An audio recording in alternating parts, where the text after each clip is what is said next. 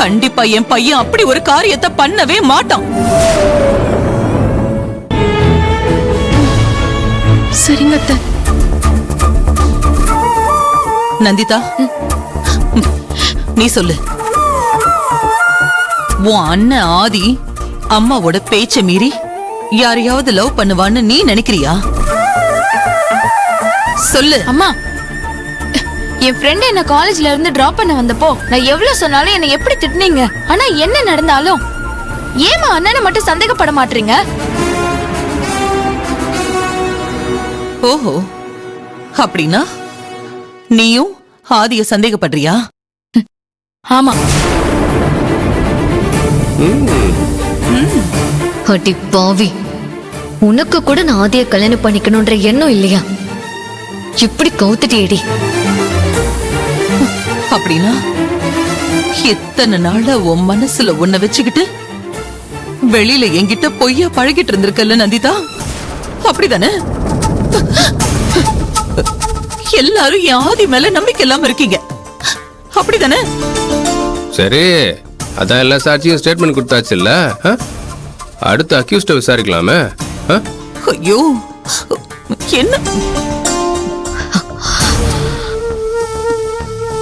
அம்மா இங்க பாருங்க, தேவையில்லாம எல்லார் மேலயும் கோவப்படாதீங்க. நாங்க ஆதியோட நல்லதுக்கு தான் சொல்லிட்டு இருக்கோம். அவன் யாரையோ லவ் பண்ணிட்டு இருக்கான். எங்க எல்லாரையும் இப்படி நிக்க வச்சு கேள்வி கேட்கறதுக்கு பதிலா அவனை கேளுங்க. சௌந்தர்யா, என் பையன் லவ் பண்ண மாட்டான்னு நான் தான் சொல்றேன்ல. நான் இவனை ஒண்ணு அப்படி வளர்க்கல. யாரு என்ன அவனை பத்தி சொன்னாலும் நான் நம்பவே மாட்டேன். எவனோ ஒருத்தன் இங்க வந்து சூரிய மேற்கு உதிக்குதுன்னு சொன்னா அதை நான் நம்பணுமா? எனக்கு இந்த ஊர் உலகத்தை பத்தி எல்லாம் எந்த கவலையும் இல்ல. என் பையன் பத்திரமாத்த தங்கம். அவன் என்னைக்குமே அம்மா பேச்ச மீறவே மாட்டான். இந்த அம்மா அவனுக்கு போட்டிருக்கிறது வேலின்னு நீங்க எல்லாரும் நினைச்சிட்டீங்கல்ல, அது உங்க தப்பு.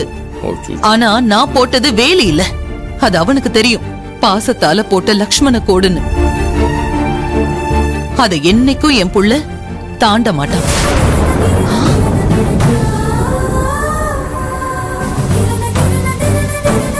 ஆதி, இவங்க எல்லாரும் என்னென்ன சொல்லிட்டு இருக்காங்க பாத்தியா?